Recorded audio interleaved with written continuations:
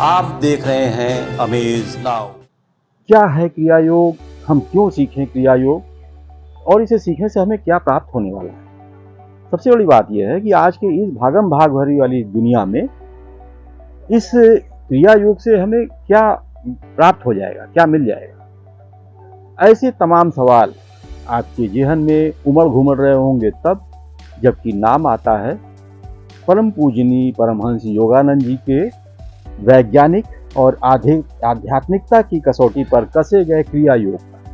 तो आइए आज हम आपको थोड़ा क्रिया योग के बारे में कुछ और बातें बताना चाहेंगे। योगदा सत्संग सोसाइटी की भारत में स्थापना 1917 में क्रिया योग के व्यापक प्रचार प्रसार और अनुसरण के लिए श्रद्धेय परमहंस योगानंद जी द्वारा किया गया था। आपको बता दें, ऐसे ही एक संगठन की स्थापना योगानंद जी द्वारा कैलिफोर्निया में 1920 में विदेशियों के लिए भी किया था।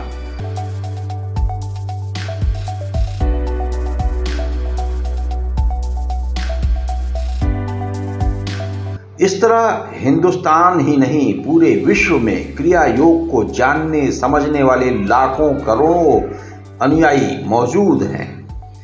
हम आपको यह बताना चाहेंगे कि क्रिया योग महज 15 मिनट का हाथ पैर या शरीर को हिलाने डुलाने वाला श्रम नहीं है, बल्कि सत्य प्राप्ति का एक सशक्त माध्यम है।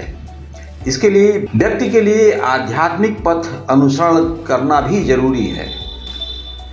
अब यह तय कर पाना मुश्किल होगा कि आध्यात्मिक व्यक्ति को ही क्रिया योग सीखना चाहिए या क्रिया योग करते करते भी व्यक्ति आध्यात्मिकता की राह थाम लेता है और इस तरह ईश्वर को प्राप्त कर सकता है, क्योंकि सत्य ही ईश्वर है।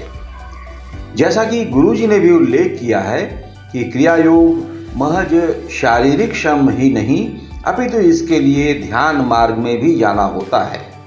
मेरा अपना मानना है कि क्रिया योग की संपूर्णता के लिए 15 मिनट के लिए बताए गए निश्चित शारीरिक श्रम और ध्यान के अलावा गुरुजी की कई लिखी हुई आध्यात्मिक पुस्तकें भी ज्ञानवर्धन कराती हैं। जिसे हम ध्यान करते हैं आप उसे साधना भी कह सकते हैं। साधना के दौरान अक्सर हम सभी अपने इष्ट देव भगवान देवी देवताओं को याद करते हैं। बहुत सुंदर बातें हैं, लेकिन उससे भी सुंदर होगा यदि आप साधना के दौरान जीवनदायिनी प्राण शक्ति यानी श्वसन क्रिया पर अपना फोकस करें। उन सांस को देखने का महत्व क्या है। हम जो भी भजन करते हैं, कीर्तन करते हैं, तो सांसों के बारे में कहा गया है कि सांसों का चलन जान ले तो हो गया भजन, आदत बुरी संभाल ले तो हो गया भजन, तू कौन है कहाँ से आया जाना है कहाँ, मंजिल तू अपनी जान ले तो हो गया भजन। श्वसन क्रिया को अंदर आता और बाहर जाता न सिर्फ महसूस करें, बल्कि उसे बंद आंखों से देखना ही साधना है। और यह क्रिया 10 सेकंड, 1 मिनट, 1 घंटे या कई घंटे की भी हो सकती है। यह जो सांस है वह हमें हमारे अस्तित्व से जोड़ता है। जब हम इस धरती पे आए उस समय से ही हमारा अस्तित्व उसी सांस से है, लेकिन हम उसके बारे में सर्वदा अनभिज्ञ रहते हैं। और जब हम क्रिया योग की बात करते हैं, सांसों की साधना की बात करते हैं, तो उस तरीके से जब हम सांसों के प्रति सचेत होना शुरू होते हैं तो धीरे धीरे हम यह जानना शुरू करते हैं कि हम केवल शरीर नहीं हैं, बल्कि इस शरीर में रहने वाले वह आत्मा हैं जो सांसों के माध्यम से जुड़ा हुआ है परमात्मा हमसे। क्योंकि उस आते जाते श्वास को जो हम देखते हैं तो उसके बारे में हमेशा ये कहा जाता है कि आते जाते श्वास से सत्य उभरता जाए और सत्य दिखते दिखते परम सत्य दिख जाए।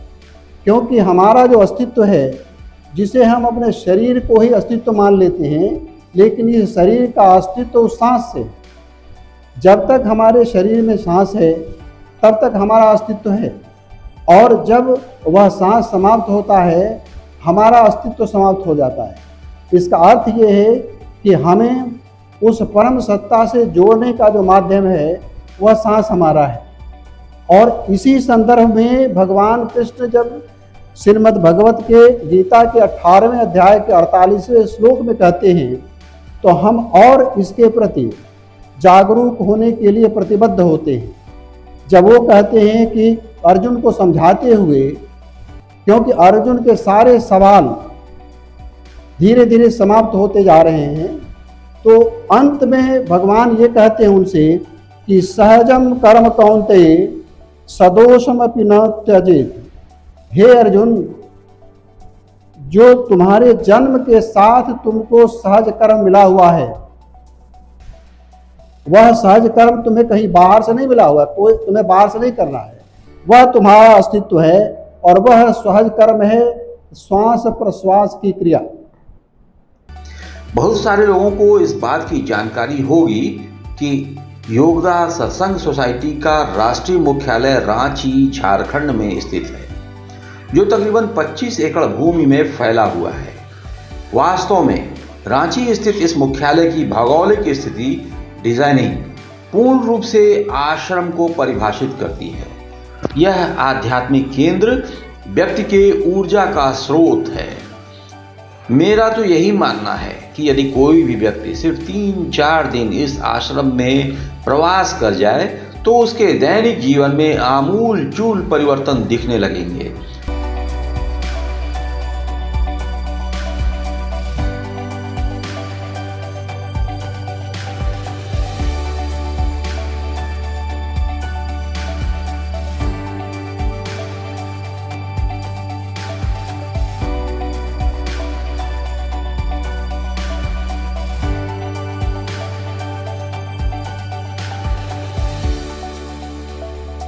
और जब हम ये प्रयत्न करते हैं क्रिया योग के माध्यम से कि उस सांस के प्रति हम सजग कैसे रहें, तो प्रारंभ के अभ्यास में वह सजगता बहुत दृढ़ नहीं हो पाती है, लेकिन जैसे जैसे हम उस अभ्यास को बढ़ाते हैं वैसे वैसे हम इस सांस के प्रति सजग होते हैं।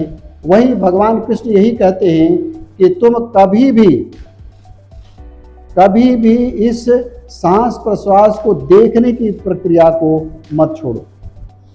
और यही क्रिया योग का मुख्य आधार भी है कि हम अपने सांस के प्रति जागरूक हों, और यह जागरूकता हमें उस स्थिति पर पहुंचाती है जहां हम उस अनंत प्रेम और अनंत आनंद की स्थिति में पहुंच जाते हैं।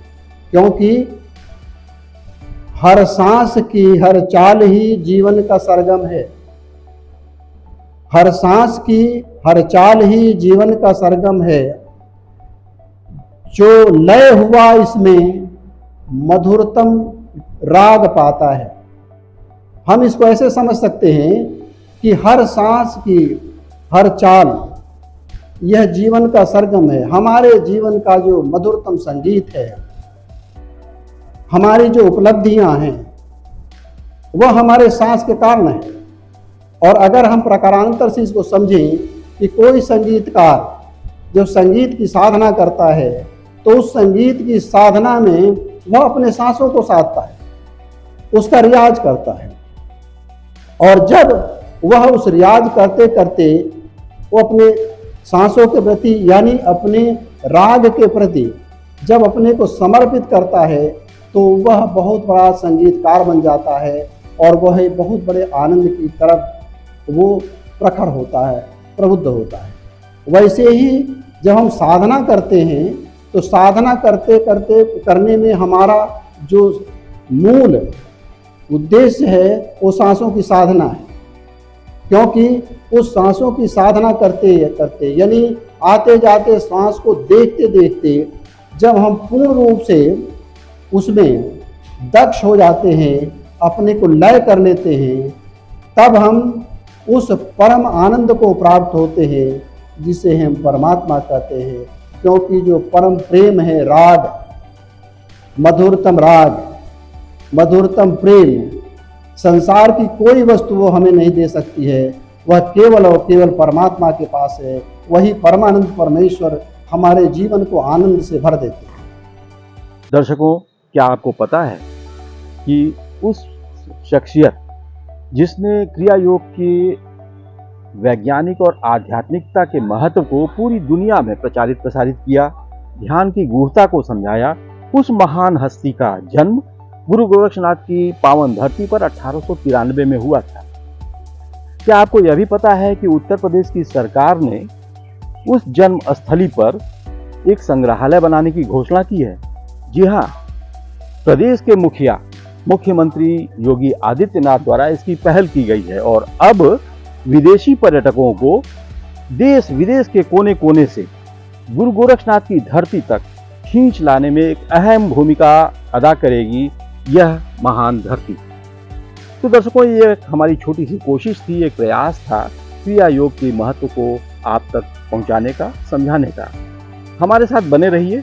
अगले एपिसोड में हम आपको फिर से ये नवनिर्मित होने वाली, ये नई जो बनने वाली संग्रहालय है उत्तर प्रदेश सरकार द्वारा जिसका निर्माण कराया जा रहा है, उसके बारे में कुछ रोचक और गूढ़ जानकारियां हम देंगे। बने रहिए अमेज नाउ के साथ। आप देख रहे हैं अमेज नाउ।